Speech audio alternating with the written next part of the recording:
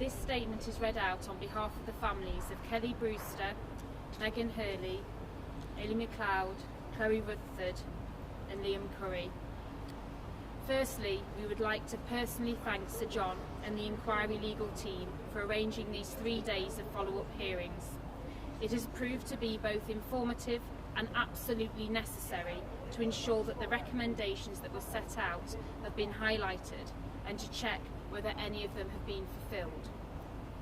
Our families have been present in court every day of the inquiry and listened to failing after failing from all involved on that terrible night of the 22nd of May 2017. We welcome each and every recommendation made by Sir John to try and make our country a safer place and to prevent more families finding themselves in our horrific position in the future. We were present this week with the hope that our government and emergency services will have at least begun to change and implement these recommendations. Sadly, that has not been the case for so many of them.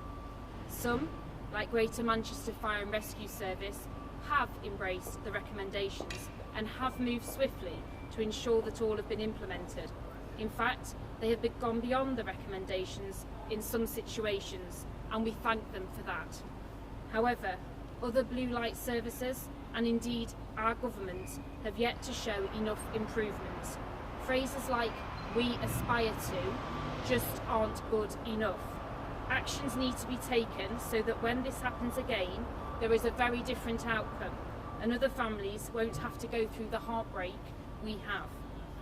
Some of the recommendations made, such as the gap in bleed control training for first responders, that was clear following the 22nd of May 2017, and we are astounded to hear that 6 years on, this is not still fully embedded within the police, and we call for this to happen without any further delay. We can only hope that all the inquiry recommendations are implemented speedily. Sadly, when inquiries end, there normally is no follow-up process. Once again, we must thank Sir John and the inquiry legal team for securing some follow-up this week. We are absolutely devastated that there won't be another hearing to follow up progress in the future, given the amount of outstanding recommendations from so many of the services. We hope that all those still outstanding recommendations will be implemented at speed, and would ask that all relevant services keep the families updated at regular intervals, be that privately or via our legal teams. Sadly, we have little faith that changes will be followed through, and we publicly challenge the services to prove us wrong, and ask that the government look at changing the legislation for inquiries to have the ability to monitor recommendations at regular intervals to ensure that each and every service is held to account fully.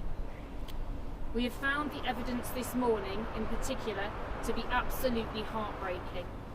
Listening to the evidence from the Department of Social Care this morning make excuses as to why, over 6 years since our families were ripped apart, the changes that need to be made to make venues safer are still not happening was awful to hear.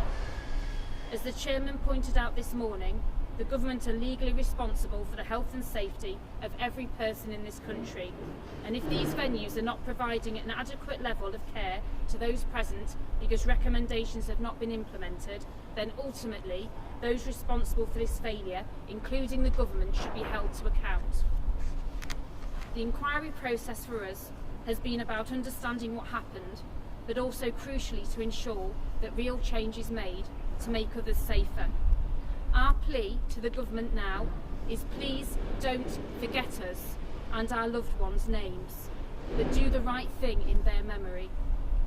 Finally, on behalf of all the 11 families that we represent, we want to thank the Chair and the inquiry legal team for all they have done, and we want to pay tribute to the dignity and bravery of each and every one of our clients who have given so much of their time and commitment to the inquiry process in the name and memory of their loved ones.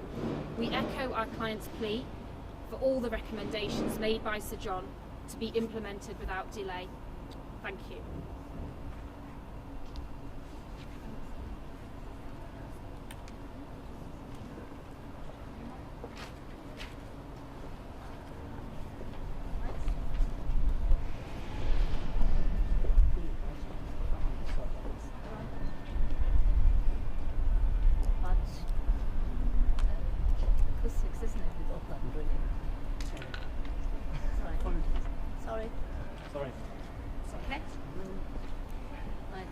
We're pleased that the Manchester Arena inquiry has now concluded. On the whole, we are happy with the progress that has been made by the different agencies involved since the beginning of the inquiry in September 2020. Having said that, it is clear that more work needs to be done by some organisations, and some have further to go than others. The way the inquiry has been conducted has restored our faith in humanity, and it is important for us to put on record our gratitude to the people who have ensured this difficult period has been handled with kindness and patience.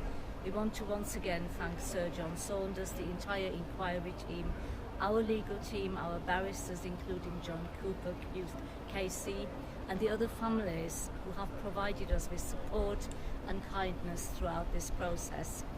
Martin's death has irrevocably changed our lives. The inquiry has been a necessary process to participate with. Today's conclusion will leave me with the space to focus on the next stage of my life, implementing Martin's Law into the UK legislation.